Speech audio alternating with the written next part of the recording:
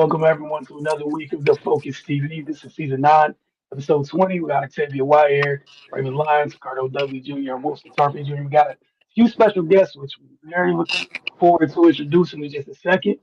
Just to keep everybody up to date, Cardell Ray and I have had a long stretch of 4 days here. So we'll share what's been going on. Wizards Outlook, the Wizards wrapped up this season.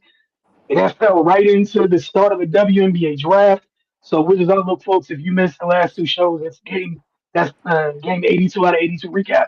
And then we took a look ahead to a pivotal offseason that's arriving. So we took some time Sunday night, knocked out two shows. We had a very fun discussion as it pertains to draft room type discussion on what Washington might be facing, both in the first and second round. And then WNBA draft took place last night, as you mentioned. Cardell Ray and myself discussed last night's selections, both across the league and as it pertains to the Mystics, who had 6 picks. Uh, all of that is currently up on our channels, both on Roku and Amazon Fire TV. After the night, see those two gentlemen we have at the top of the screen. We're joined by Colin Mitchell and Jay Randall of Mary Washington. Let me get this clip up while I finish these introductions real quick. We had this up last week, and now we have two of the members of the team that were on the court for this spectacular moment for Mary Washington University. We're very happy to have you guys join us tonight. Mary Washington just won its first ever Division III championship by beating Emory 75-73. They fended off a wild Emory rally late in the game. It was a little bit of get back because Emory knocked them out of the tournament in the previous season. Mary Washington went 30-3 this past season, setting a program record for wins in Coach Khan's 12th season. So again, welcome to you guys. And my first question, then I know Cardell, Ray, and Octavia will join in. Just want to hear you guys' perspective off that final three. We can start with Colin and then Jay. I mean, they were coming back on us. I missed a free throw down late, and then Ethan Faust for Emory came down and made it 3, which is big, tied it up. We gave the ball to Kai Robinson, and he took it down the court, and he fell, twisted, whatever he did, but he threw it up at the hoop, and right time, right place, and looked up at the clock, saw it was under 3 seconds, tipped it up real quick, and after that, just blacked out, started running, and it was an amazing feeling. Jay. Yeah, they came down, like you said, Ethan Foss hit a 3, inbounded it really quickly. Kai actually was considering calling a timeout, but we didn't have any, so thank goodness he didn't call a timeout. He got to his spot, he just ended up slipping. I saw the projection of the ball. I thought it was going to hit the rim at least, but it didn't. He airballed it. Colin was just right place, right time, made a phenomenal basket to win us the game. All right, I'll open this up. We got Cardell. I know Cardell, Ray, and Octavia would like to ask some questions. So Cardell. Yeah, fellas, for that final possession, how did you guys stay poised? Because I know some coaches kind of work on in the game scenarios like that. So especially with you guys not having any timeouts, is that something you guys worked on to stay poised and kind of have an idea of what to do, or was it just like playoff instincts because we don't have any timeouts? The game is tied, so it's not like we're down. Just playoff instincts and see what happens. I mean, you practice things like that. You got to get down the floor in 5 seconds, 10 seconds, no timeouts. With timeouts, you get a little play running. So you get situations like that during practice, but it's nothing like a game. The adrenaline, everything, just pumping and moving. And so, you work on it, but you really can never pick what you want to do there with 10 seconds left and no timeouts, and you got to get a bucket. Yeah, we've practiced for the situation. We've been in the situation before, actually, against Yeshiva. I think it was our 4th game of the year. Kai actually hit the game winner in that one. So we've been in the situation before. We've practiced it, drilled it. Our poisonous, I say, just comes from us being in every situation possible this year. Down 3, up 3, just being in every situation. One more question, I'll pass it along. Taking it all the way to the beginning of the season, preseason practices, did y'all feel y'all had a shot to go all the way, or was it just a mindset, let's get better daily and things would just fall in place as we go? I mean, what we talked about every day was just win the day. I mean, starting from practice 1 back in October to practice 100 and something Saturday before the game. I mean, just take every moment, just keep playing, keep practicing every day, just get better. And that's what you do throughout the year. I mean, we kind of knew we were going to be in a spot. We have a really good roster, really good team, really good coaches. So we knew we would get to this point, and it was good, play Emory. They beat us last year and took us out, so it was good to get that revenge. I feel like even we just talked together in the summer. We actually named our group chat 2026 National Champions. So I feel like we definitely knew that from day one that we had the potential to be that team, and our coach even told us that we have a potential to be that team. But just working every day, working towards that, I feel like helped us become the national champions. Maria, I'll tell you. Yeah, hey guys. One thing I definitely want you to expound on is, just talk about your D3 experience and the level of competition you faced there. Like a lot of kids entering college, they get their heads filled with this D1 or bust mentality, but it's great basketball being played at all levels. So yeah, just talk about your experience and how I felt to play at that level. I mean, D3 is an amazing experience. I mean, playing college basketball on any level is a great experience. I mean, D1, D2, D3, NAIA, JUCO, all of that. It's just a great experience just to play the game you love and play it competitively against others who share that same mindset with you. And so it was an honor to, when Coach Khan, Coach Sandstone offered me coming here and just showing out for the great city of Fredericksburg and just being able to play ball. My D3 experience is it's phenomenal. Like even coming as a freshman, came in with an All-American. Greg Rousman really taught me a lot, but then the teams that we play, it's no joke. Like we play Randolph Macon every year, who's a powerhouse in Division III. The state of Virginia in Division III is just phenomenal at that because you got Virginia Wesleyan, you got Roanoke, you got Christopher Newport. So just it's not what some people might think it is, but it's legit D3 basketball.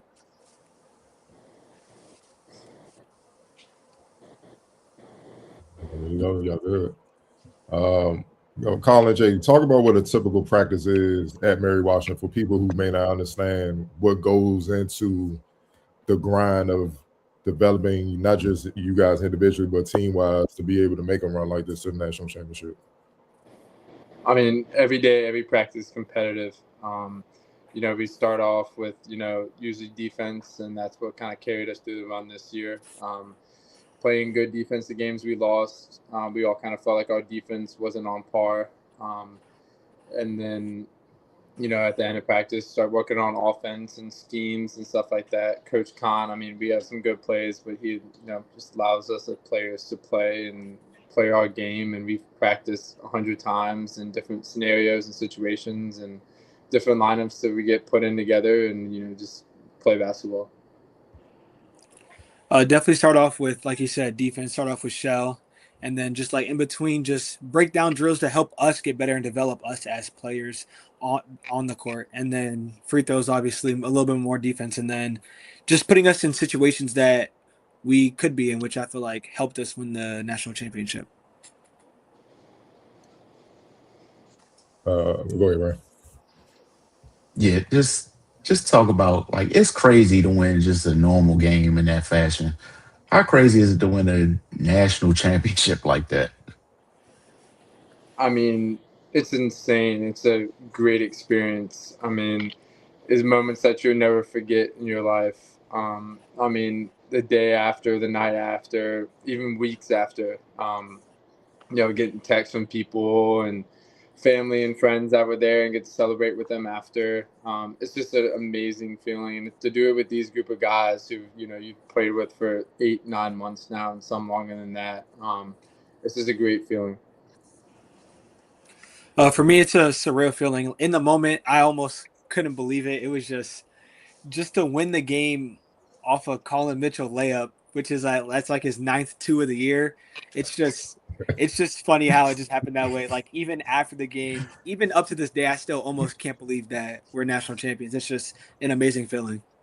And everyone always makes fun of me because, like, I don't usually make twos. Like, that's not usually my game. But I mean, coach told me at the beginning of the game that offensive rebounds would be important, and so when he writes something on the board, we know we got to translate it to the game. And I had 3 or 4 offensive rebounds that game. I knew they were going to be important, and I had 2 down the stretch to help this win. Talk about playing for Coach Khan, who's done a lot of damage at Division III coaching, man. Coaching wise, even before Mary Washington Cabrini, he led that team to a national championship. Unfortunately, he came on the wrong end this time. Came down on the right end. Just talk about what it's like playing for him, who's one of the best coaches in the country, if not the best. Yeah, I certainly agree with that. If not one of the best coach in the D3 level. I mean, the way he practice and the way he makes us play, just coming in here more of being a student athlete. I mean, we check every week, from academic check-ins to meetings with them about grades and professors and things like that. Like, he cares about us as a regular person, not just an athlete as well. And then on the athletic side, just training us off season, in season, just to be better players. And his experience at Cabrini and then now here is translated to my game and everybody else's game, helping us out. He's a phenomenal coach. I love Coach Khan. He just day one from recruiting and just talking to us, he's gonna tell you what you need to hear. It might not be what you want to hear, but it's stuff that you need to hear. I wouldn't be the player or person that I am without Coach Khan. Okay. I have to ask this. Obviously, the college hoop scene is crazy with the transfer portal and NIL deal. From a player perspective, talk to a lot of coaches, but from a player perspective, how do y'all feel about that? I know y'all just had one of y'all key teammates in the portal. Might be guys coming in from the portal to bolster the roster as y'all get ready for next season. And just talk about navigating that and have people try to go y'all away from Mary Washington since y'all won the national championship. Yeah, I mean, Kai deserved everything that he's got this year, and being able to go to the next level for him is going to be great. I mean, he's a great player, and I mean, the transfer portal is a good thing. I mean, people who play in the D3, the D2 level that, deserve to play at the D1 level, and they show it throughout the year, get the opportunity to do it, and that's amazing. And I'm glad for Kai, and I hope the best for him. But I mean, it's a business. I mean, coach has talked about it. We've talked about it. I mean, at the end of the day, you got to do what you got to do. And so that's the transfer portal. Transfer portal, in my opinion, is a good thing. Kai leaving hurts, but obviously we all just want what's best for him, and that's what's going to be best for him at this point. I don't really see anything wrong with the transfer portal. And yeah. Okay. My final question for you guys is, obviously, with you guys being on top, y'all gonna be the 100 every game, and y'all kind of were the 100, but now y'all really gonna be 100 like every game. Y'all gonna be everybody's big game on the next season. How can y'all? What needs to go into the work over the summer going into next season to help y'all stay on top? Because it is room for, normally with champions, complacency getting, because y'all got the confidence, y'all got the know-how to pull it out now. Do y'all see that happening, and are y'all still driven and hungry to remain on top? Yeah, I mean, that's good. I mean, we want everyone's best punch. We want to play the highest level of D3 basketball and any basketball that we can every night. And we know we'll get every team's best punch. And I know during the offseason, this summer, and then coming back to campus, it's going to, push us in our training that we're going to get everyone's best shot. And we are going to be the 100. But that just shows that we're going to play good teams, and we're going to have to play our best basketball. I love being 100. I love the challenge. I love the grind. Just our offseason work's going to have to be better than what it was last year. That's just the reality of it. Being the 100 now, people are going to come up to us and want to play us and want to show that they are better than us. But I still feel like we have the best team in Division III. So Respect. Yeah, Ricardo, the last two questions got me deleting stuff off my notes. But for you guys, just Fredericksburg. A lot of people I know. I live in Northern VA. I've been in Fredericksburg several times. Tell everybody what's special about Fredericksburg and how special it was for you guys bringing the title back home. I mean, Fredericksburg's an amazing place.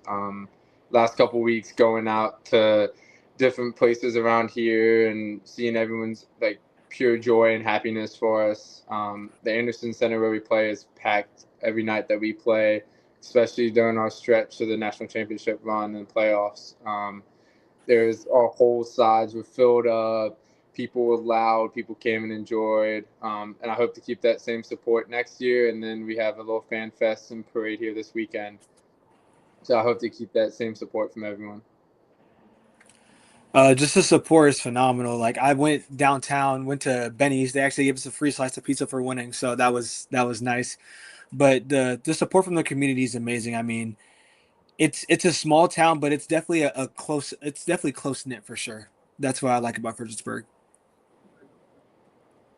Okay, we got a couple comments on the screen before we let you guys go. Just support you guys for the big win. Jay getting some love from H Rag right here. But we want to thank you guys, man. It's it's been cool because we saw that. I think Cardell hit us last week when, or maybe 2 weeks ago. He said it to us, "Hey, Mary Washington won her first chip." So we had to play on the screen, and then a couple weeks later, we get to talk to you guys. So thank you guys for making the time. Um, it's amazing. Enjoy the Fan Fest this weekend. You guys deserve all of that, and hope you guys gear up. And I would love to have the same opportunity this time next year to be talking to you guys because you defended your title. All right, so we would very much like that. But we appreciate you guys for your time this evening, man. Thank y'all so much. And one more comment from Brad. Absolutely. Thank you for having Thanks us. for having us on. Yeah. Appreciate you guys. Enjoy what comes with being champs. Yes, sir. All right, we'll switch gears a little bit here. We'll slide into the NBA playoffs. I guess we'll start with the play-in, which is oh so much fun each and every year. So we'll get this all together real quick. Um, 1 second. All right, Cardell.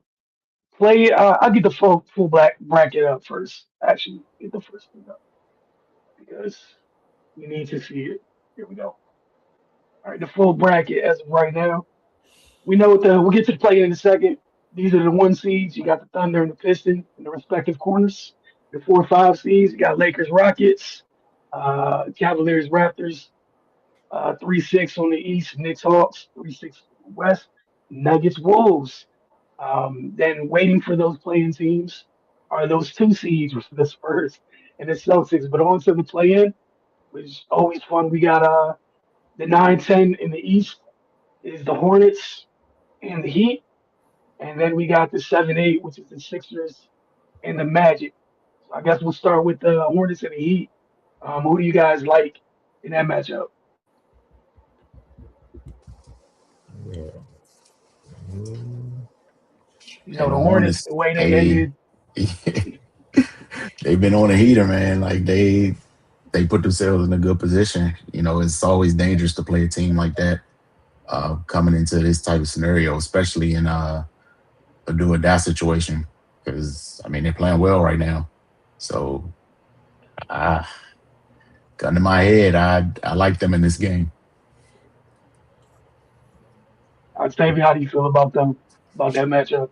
Yeah, same. Charlie's been playing really, really good. LaMelo, Conkanepple fighting for the Rookie of the Year. Brandon Miller has been like knocked down pretty much everything he's put up. It's looked like lately. And then of course Miles Bridges being crazy.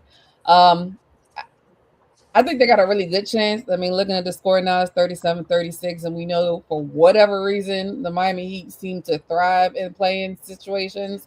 Don't know why, don't know how. But I really do think the Charlotte Hornets have really put themselves, like you said, in a good place, and they can really pull it off. I would definitely be here for a Hornets Pistons, just to see the scrappiness behind it. But yeah, I think they might pull it out, but I feel like the plans are always so finicky. Because it is literally do or die. It's kind of the closest thing you kind of will get to in the NBA of a March Madness, of a one and done, especially at 9-10. So yeah, it looks like it's teetering back and forth.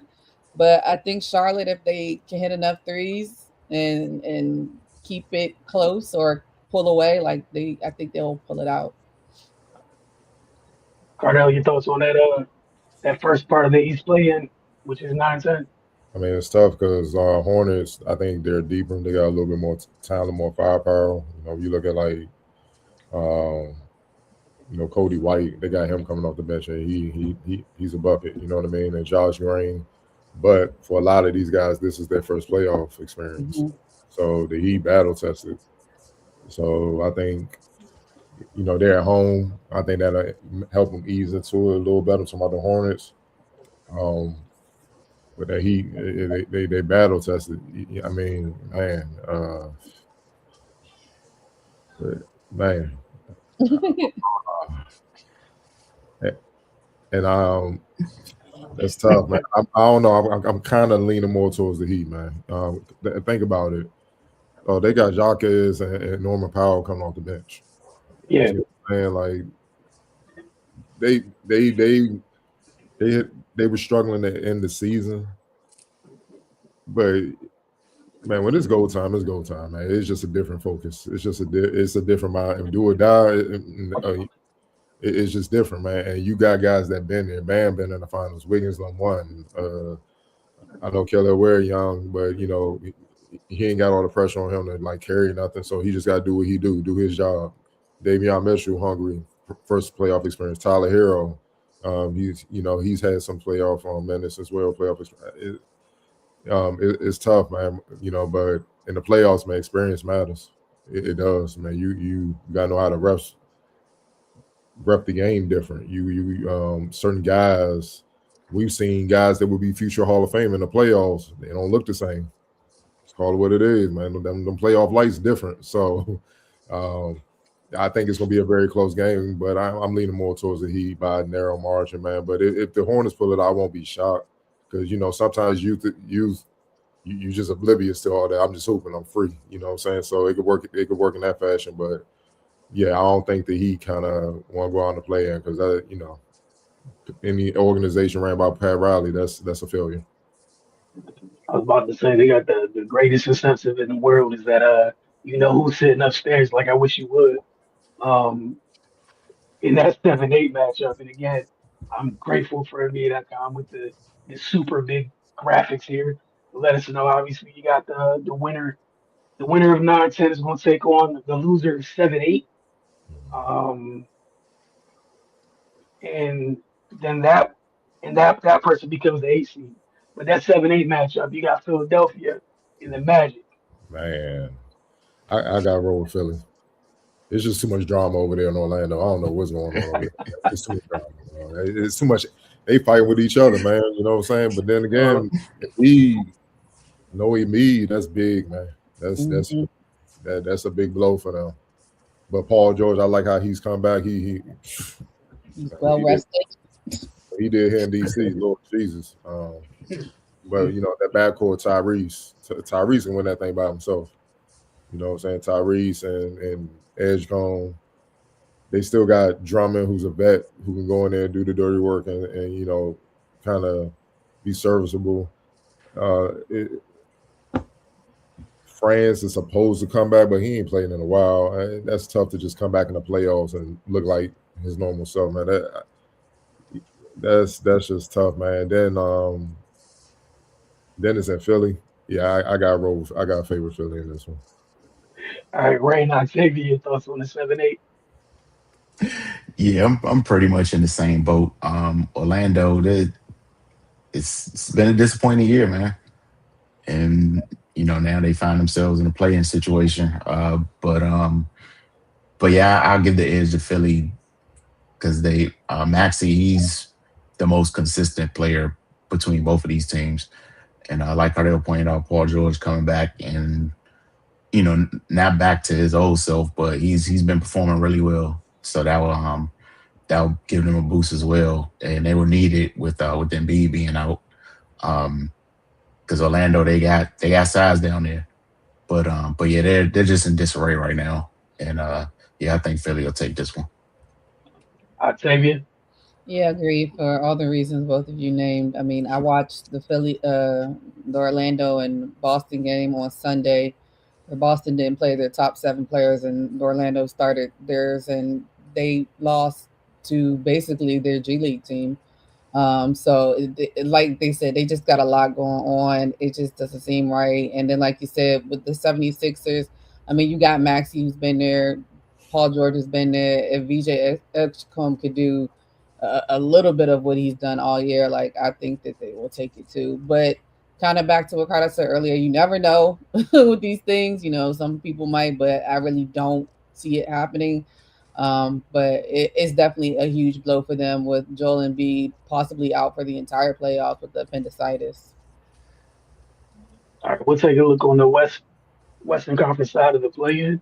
I guess we'll start here with the 7A. We got Phoenix taking on Portland. Portland, the AC this year, has to play Phoenix in the winter. Your reward is the Spurs in the first round. So I'll tell you, we'll start with you, then Ray and Cardell. Yeah, I think I'm leaning more towards the Suns. I think they've kind of pulled it together. They've definitely, I think, did better than people probably projected them to do this year after the last year of Katie's situation and everything. And I mean, even for them to hold on as much as they did with the amount of injuries they had this year with Dylan Brooks and his hand and Devin Booker missing time as well. Portland, I mean, they've definitely overcome some things as well, especially knowing that, they had to pivot with coaches through the early ones of the season. But they've come on a little bit late as well. They got some youth down there. And I'm sure they're itching to get Dame back at some point next year. But yeah, I think the Suns will pull it out. Right. I think I'm gonna go Phoenix. Yeah, I just think they're the better team. Not by much because Portland they had a pretty good year, but yeah, I just I'll give Phoenix the edge because they have the best player in the series. And that matters this time of year. My fault. Cardell. Yeah, I'm kind of leaning the same way with Phoenix. Booker, that's the great equalizer, and it's go time. So I know he don't want to go home. And Dylan Brooks, I think Dylan Brooks, the way he's an irritant, but he can play. You know what I'm saying? I think that for a young team like the Blazers, that could be disruptive. Their best player on the Blazers is Denny Avdia. He has to deal with Dylan Brooks. Then he can get a little emotional. And I know Dylan going to be trying to poke at him to get him out of his game, which will hurt them greatly. Jeremy Grant may not play. He was banged up at the end of the season. Tamani, I think he's going to be on Booker, so that's going to be, but, that's a tall task. Mark Williams and Clingan, that's going to be a hell of a matchup. Also, Drew Holiday and Colin Gillespie. I think that's the X factor battle right there. Like, which point guard gets the better each point guard? I think that'll kind of, turn that game, outside of the focal point, so to speak, man. So, across the board, it's kind of, even, close, so to speak. But yeah, it's the same thing, man. But experience to me matters, and I think Phoenix just has more. All right. On to the 9-10 matchup over there. We got the Clippers and the Warriors in the 9-10 matchup. Cardell, we'll start with you. And we're way back to Octavia. You liking this one? Man, look, man, I gotta go with Clippers, man. Like, they on a minutes restriction. Like, this era, man. All right, I'm just gonna. What you saving? It's the playoffs, though. It's the end of the season. What you saving them for? Like, you got a whole summer if you lose. It doesn't. What are you preserving Steph Curry in his late 30s for? Him and Al Horford. It makes no sense, man. And the Clippers been balling, man. You know, since they got it together, they've been balling, man. They had a nightmarish start, and they figured it out, man. That boy Kawhi Leonard, he's been Kawhi Leonard. So, and they at home. So, yeah, man, I just can't see the Warriors with no Jimmy, banged up Al Horford. You don't know what Dre gonna give you. I mean, defensively, he gonna be on point playmaking, but he gonna need to score in this game. Yeah, man. I can't see that. Then, you know, like Darius Garland, who gonna guard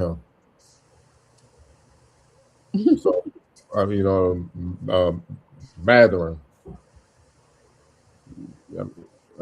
Yeah, man. I gotta go with the Clippers, man. Yeah, as far as your first two questions, I don't know, and I've been trying not to laugh about it since like 8:30 a.m. when I saw that, because my brain was screaming at the other half of my brain. So I'm glad to see I wasn't the only one. Ray, your thoughts on this matchup between the Clippers and the Warriors, man? Keep in mind the minute restrictions. Yeah, I'm going Clippers.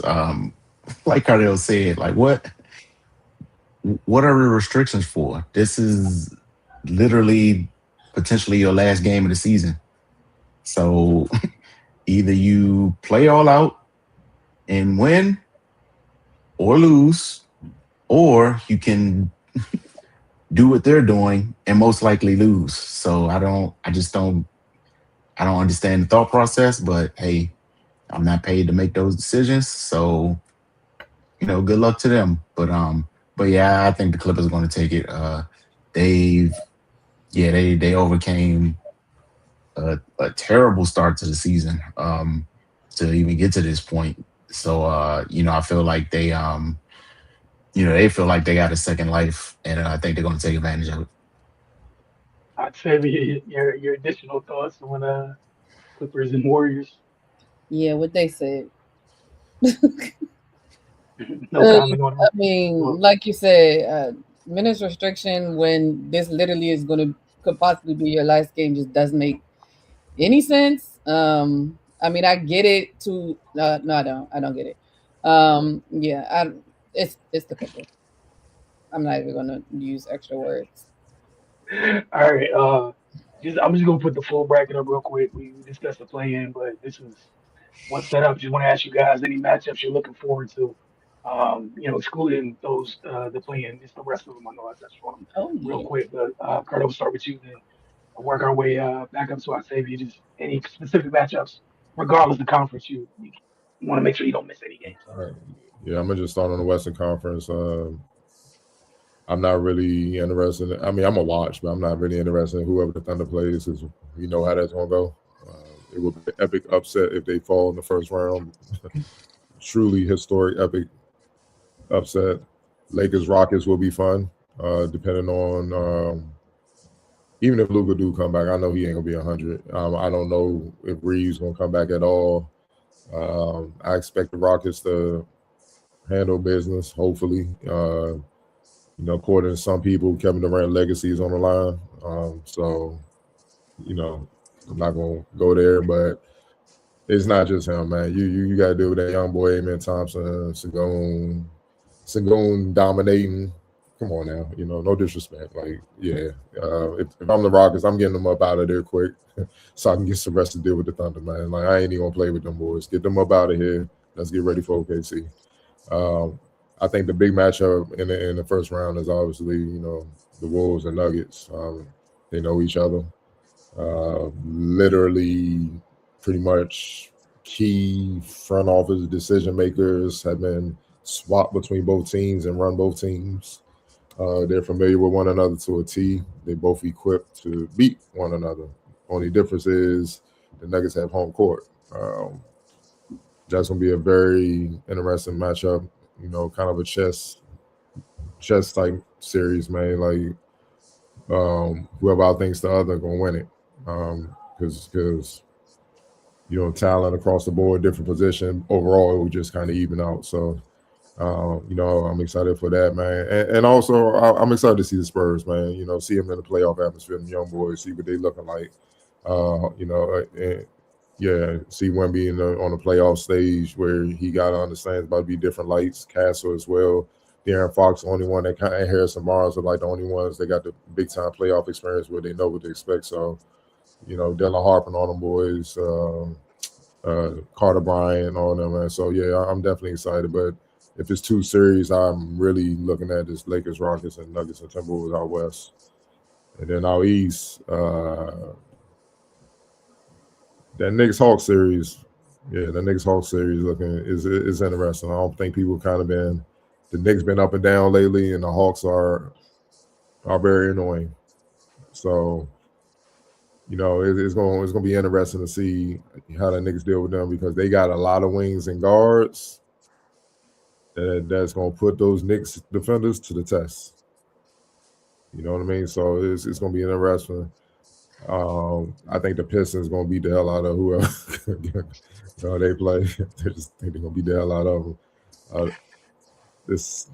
If my pick holds up with the Sixers winning, will Embiid come back for the Celtics? I mean, for the Sixers to play the Celtics. That's and even if he does, will he be in good enough condition, good enough shape to be Embiid? That they're gonna need him because you can tell the Celtics on the mission. And Mazzulla, I love Mazzulla. To me, he got the same type of temperament as Hurley, but just on the NBA level.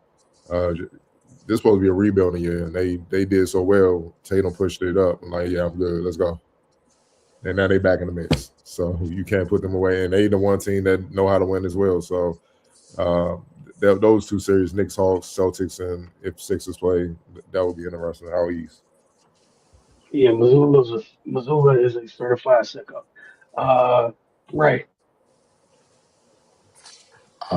Yeah, on the West, I'm looking forward to Lakers Rockets just for the chaos.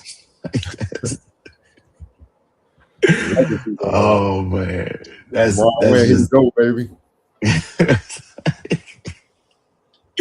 I'm just here for the chaos, man. But Nuggets Wolves, yeah, they're very familiar with each other.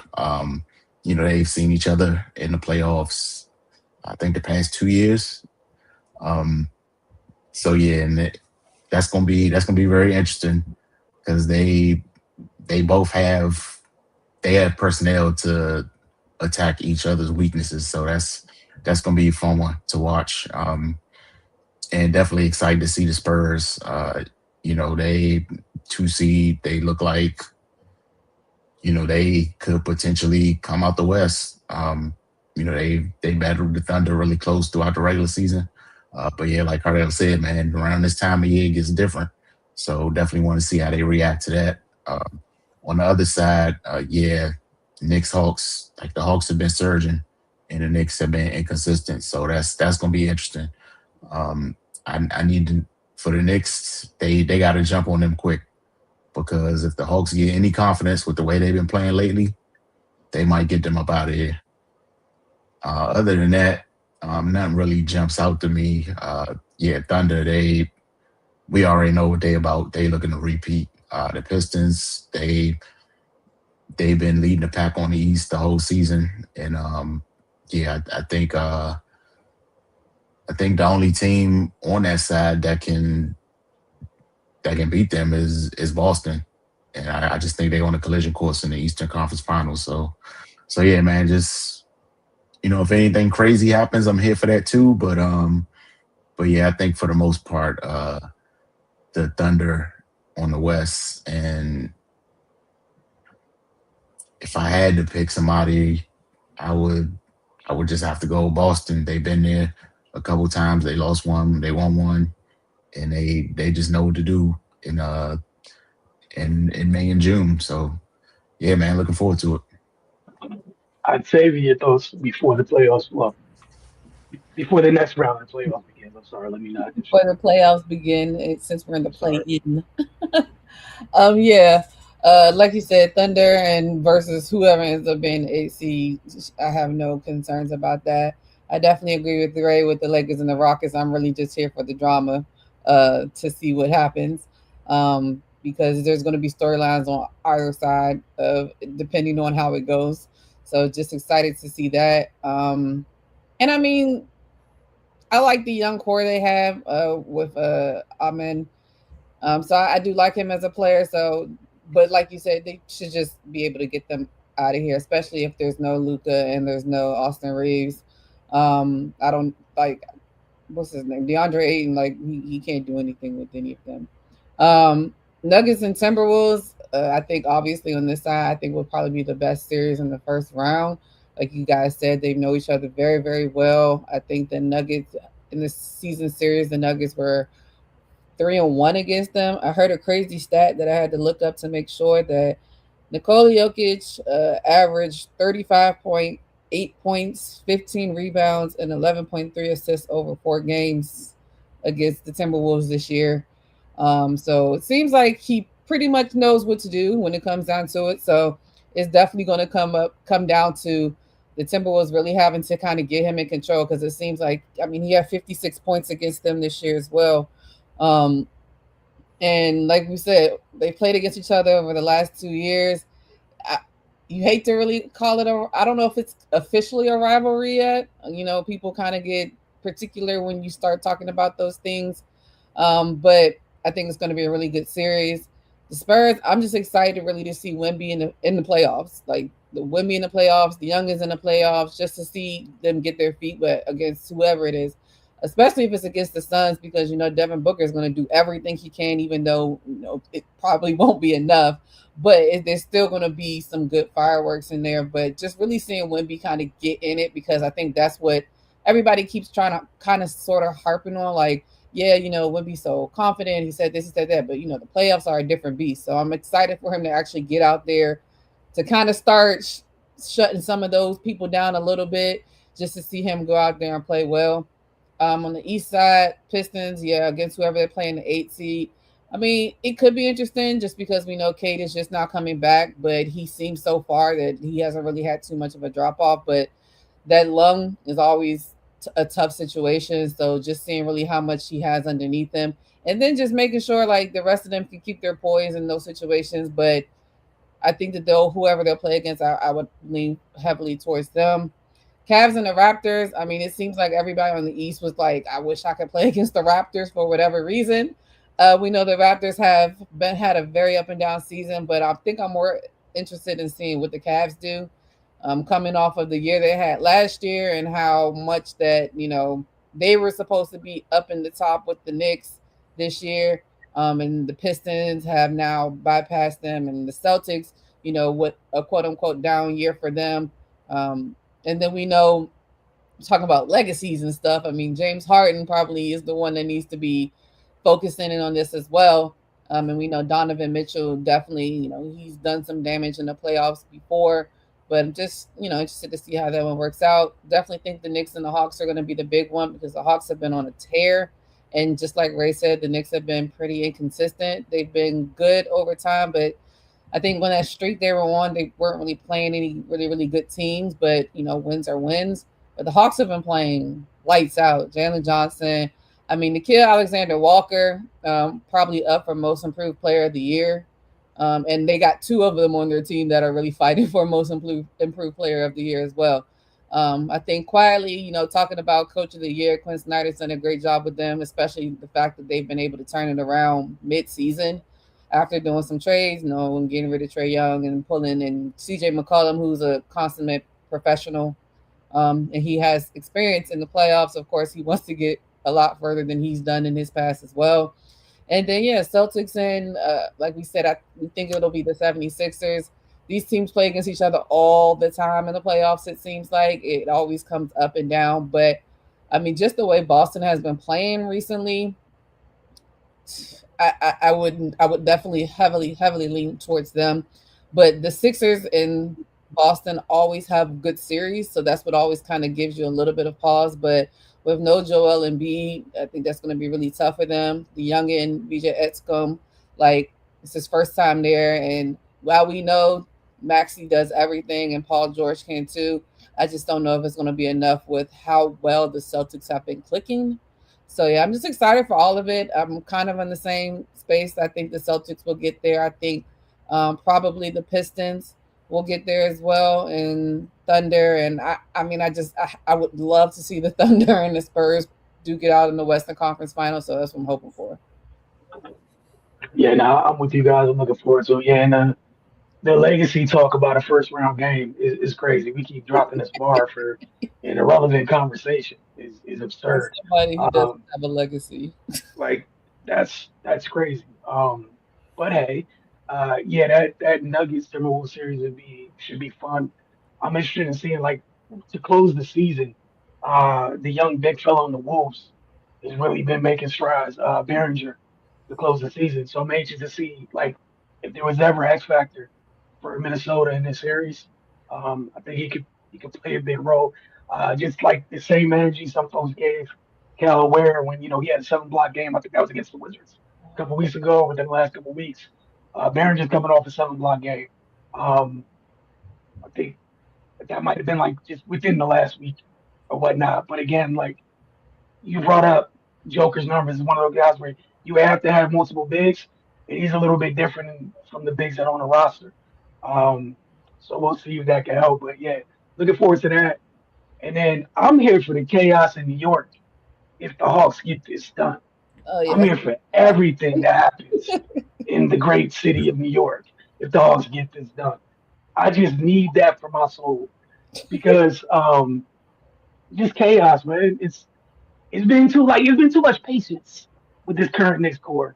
I need normal New York City energy towards the Knicks. They haven't done enough, man. You got rid of the coach. Nothing really changed. Maybe low key gotten worse. You, hey man, like, hey, I'm here for all of that because of the one thing that I do appreciate about New York, regardless of the times, you still gonna get the energy that city's known for giving. So Good, next, better, and different. hopefully, you know, it behooves you to make a deep run into the playoffs. If you do not, this apron era of the league, there might be a few changes or whatever. That's just me. But hey, but I do know if you do lose to the Hawks, I will be tuned into as much New York City talk radio as I can find for that. But Cardell, I know we gotta take the leave of the rapid fire. Where you wanna start tonight? Y'all say y'all want chaos and drama. Here you go. Once Uh-oh. on any Oh, What did we ask for?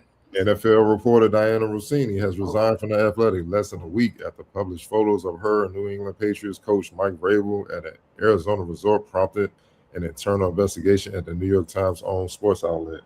The New York Post last week published the photos of Vrabel and Rossini at the Sedona Hotel and said they were taken before the NFL league meeting that began in Phoenix on March 29th.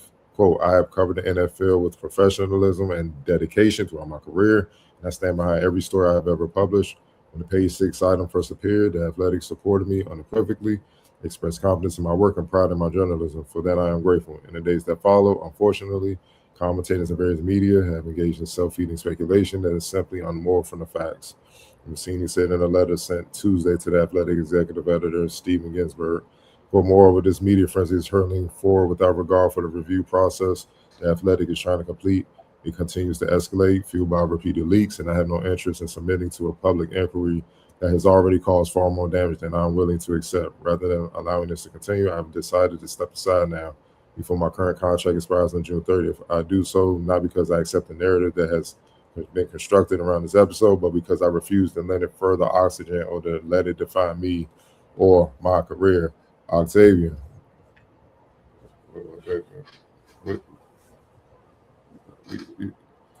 Your thoughts, man. Your thoughts. I mean, the hard part about it is we will never know exactly what was going on. But they always say that sometimes things are how they are perceived. Like it was a bad look. Like it just was. It was a completely bad look. And unfortunately for her, even if it was innocent, it still is a bad look. The way that this hotel has been described as a romantic getaway, apparently the places that these pictures were taken, like you could only get to this area if you were staying there or something, like $2,000 night bungalows, the interlocking of the hands.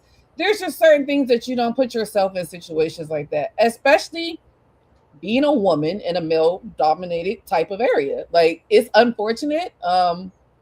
I've unfortunately seen it in corporate settings as well, and bad things usually happen. So I hate that. I hate as a woman that she is the one that's getting the most heat for it, because he also is in the wrong if this is a whole actual situation. But I get it.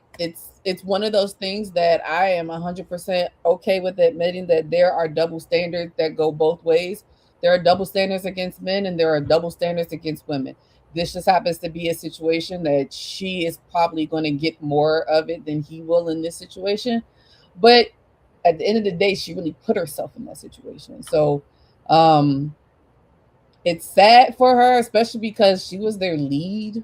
Like, she was like the top of the top at the Athletic, their senior insider and everything. And now it just puts a stain on it, and it puts a taint on it, unfortunately, for her.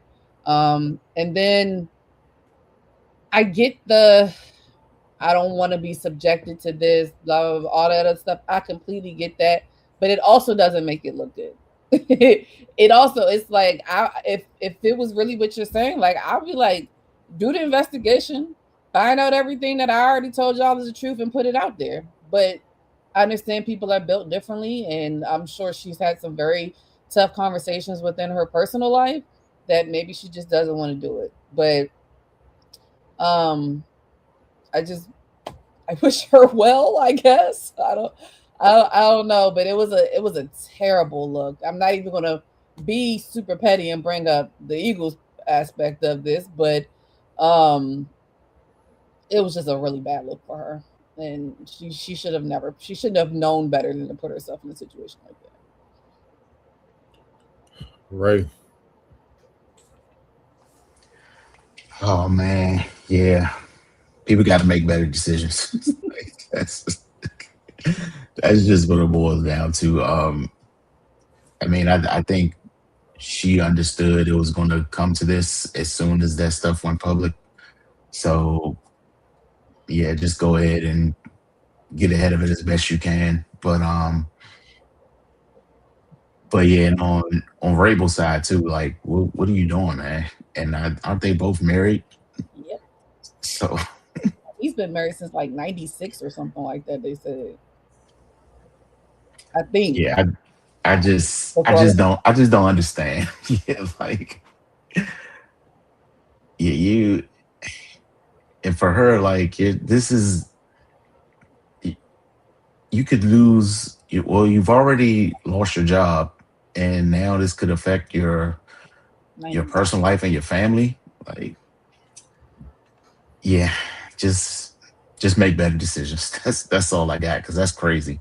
The interlocking fingers, man. Like, y'all in love, man. Because where was the other people they claimed was there? I ain't seen nobody else in them pictures. Nobody. Okay.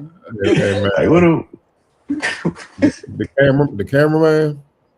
That's a cold private investigator. That's a bad month. That's a bad month. He's hanging sideways on the mountains. I'm trying to see how he got the jump out of the pool, dog. Like, he walked, like, you dress up like a mountain lion. Like, what? How the hell you? And they ain't see you and still, dog. Come on, man. Go ahead, Wilson. My bad. Go ahead, man. Nah, you're good. Things I didn't want to talk about at all. But yeah. All right, so real quick, three of us are married here. I'll leave the job thing out of it. There's things you're just on extra vigilant about what things might be perceived as, because you just don't want to deal with it. Just from a purely being married, I'm gonna leave the job and everything else out of it. There's just some things you'd be like, you want to know what? No. Spidey sense. That's stupid. No. It can be the most harmless thing in the world, but perception, boy, horrible. Horrible. then it could turn into some huge thing that it didn't have to. What would you say, Ray? Better decision maker. What y'all doing, man? What are y'all doing? That was his blatant disrespect towards everything. So I don't care about the letter. It's messed up that she's taking more flack than him. They whatever they should be both of them. But we know how things go. But both of you, what the hell are you doing? Just what do you? Because with those pictures, there's no works to fix it, man. There's no discussions about to be had. Nothing, sir. That's evidence in whoever taking half from whoever. That's just evidence. It's just evidence. There's no discussion. There's no back and forth. That's slap the big joker on the table and tell him how much you want and walk out the room. That's what that is. So like, yeah, I'll leave the job part of it alone, the credibility, all that other stuff. That's her business. That's whatever. But just being married, what the hell are you two doing? And then like in this day and age, thinking for everybody walking around being nosy with something, what are y'all doing? But, hey man, that's all I had. That's crazy. Yeah, for me, one thing I don't think y'all kind of harped on too much, just the job of journalism etiquette. Like, no, just now it really just, what have you really been doing with everybody else to get these stories? Yeah, it taints her. It really does. You can write that letter all you want, man. Like the visuals, dog, the visuals speaks for itself. Like that's like a Jada Pinkett type write up, man. Like what she did well. I did that to preserve his manhood and stuff. Girl, shut up. Like no, you didn't. Like you're wrong. You're just wrong. You're just wrong. And you wanted to get ahead of it so you could try to salvage something. You hope, but you can't. Those pictures are damning, man. Those pictures are damning, man. And it's like y'all both married. Like even that more like we could say like Wilson, covering the WNBA. What did I say you I'm not comfortable doing? Hey man, you made it clear. Like the only 6'4" in the locker room, and somebody take a picture the wrong way, it look crazy, dog. And I'm like, nah, I stand out here talk. I'll go get the coaches, dog. They're like, but right, and I'll tell you, and I can be looking at my phone, but the angle, yep. And they come on, man. So it's like I'm gonna protect myself, and that's just awareness, man. It's just awareness, man. And then the journalism game. And it's not putting this on women or men. I'm just saying that in the journalism game, it's a lot of, how should I describe it? When you at media scrums and you at, especially like big time games and big time events, it's a lot of free flowing dialogue with excitement and stuff. You don't know what it could lead to. You know what I mean? Like, yes, even covering the Wizards, some certain female media, they may not pick up my marriage or something. They've asked me to like, yo, you want to go out and get a drink or something? I'm like, no. I'm like, I'm flattered, but I'm married. And they were, oh. And it like, no, for this very reason. You see what I'm saying? Not even if I wasn't married, I'm like, nah, because the job, like, it gets messy. It's like, nah, man, it's just, this is bad, man. Like, it can ruin your career. It's definitely about to impact forget the career, but it's definitely about to impact their private life. I don't know if they got kids, or Vrabel or her got kids or something. They do. Damn. So in this social media world, I don't know how old they are. So what if they in high school and all? Come on now. Like I went to public school. You can't be the kid and going it's gonna be bad. You're gonna be fighting. Nah, I'm just being honest, man. So because they're gonna throw it out there. People looking at you funny. It's just embarrassment to everybody attached to you, family, friends. They all like, yo, what's up with your peoples? And yeah, I agree. I'll tell you what you said. It's not fair that Vrabel kind of is kind of like clean slate, like no one is dealing with him. But let's be real. In this situation, who's the most important party? He's the head coach of an NFL team. You just a reporter. Mm-hmm. That's what I said. Them double standards, they happen, and it's just a part of it. But like you said about their family life, like somebody literally went and like made a montage of like how many times like Diana Russini like ragged on her husband. Like just like I guess she was trying to be funny, at some point. Yeah, But yeah, they Cordell. were all together. Like she was talking dead wrong about him. Like It's wild out there. Somebody sits together like 5 minutes across yeah, various programs over the past few years. And you know, it's the internet. People got time. People have time. As far as the kids, I think they both on their prospective sides and their respective marriages have two sons each, I believe. Like so, yeah, like you said with their personal life, and my last little thing, like the other part of it is not only the damage that it did to yourself, but now you're about to have you know how simple people are these days. Now all female journalists about to take heat for what you for They this. already been taking heat. Like it's Yeah. certain sisters, you know what I'm talking about. I'm not gonna say no names Mhm. that dress a certain way, and they like, yo, what's this not appropriate for the job, man? You know what I mean? And people and some people saying, man, you just hating because she looked like that. I'm like, no, that screams extra stuff might be going on, like because you don't need to do that. You see what I'm saying? So now with those types, even if something's not going on, it's gonna be a spotlight on her. You see what I'm saying? So that's why you just don't get it. It's no different than you can work at whatever. Just let's say you're working at Target. It's messy if you deal with somebody working at Target. Because what if that thing go bad? And this is your job, and you still got to deal with this person. It's gonna be tough to go on your job, man. Like gossip and all that, man. It could get messy, man. Like it's just not worth it, man. Like, man, I'm here to get my money and keep it moving, man. Let me keep my peace, man. And come on, dog. Like y'all went on to a private, you know, and man. then I think this was like days before the meetings out there. So like, what makes you think people are not out there early too? Like this is like one of the places where like cameras and people are really going to be.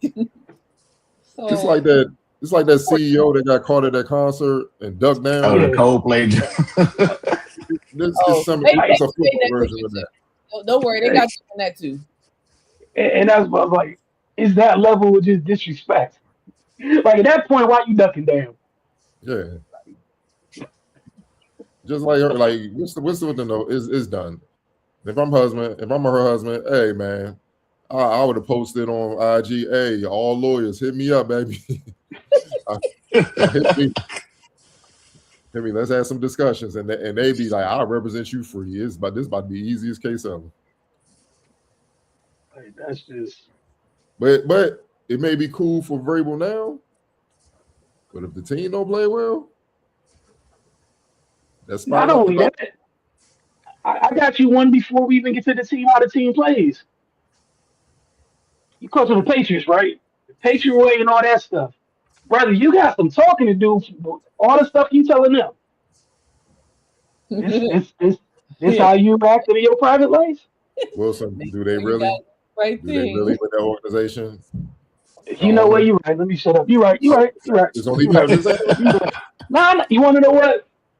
That is the most valid of points. If there was ever a place in which this might never be addressed and do as I say, not as I do, it is probably there. So you're right. I retract my statement immediately. You're right.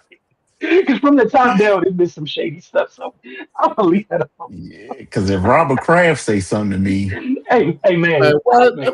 you You ain't saying that, dog. Cut it. Yeah. All you can It's say not is gonna be this thing at all, though. all he can say in the statement is it's unfortunate, man. You know, I hope they work it out. Just keep it brief. Because you can't say nothing, bro. Oh, that's yeah. Look, man. We appreciate you guys for joining us tonight. I want to thank again the two young fellas from Mary Washington and Colin and Jay. I hope they continue to enjoy the spoils of victory over there, bringing their school their very first Division III title. You know that's amazing. And we'll see you guys next week. By next week, playing will be far from over. We should be a couple games into round one. So we'll be looking forward to that, and then we should be kind of into the WNBA training camps and all that stuff by then too. So we look forward to speaking with y'all next week. Y'all have a great week, and we'll see you guys then.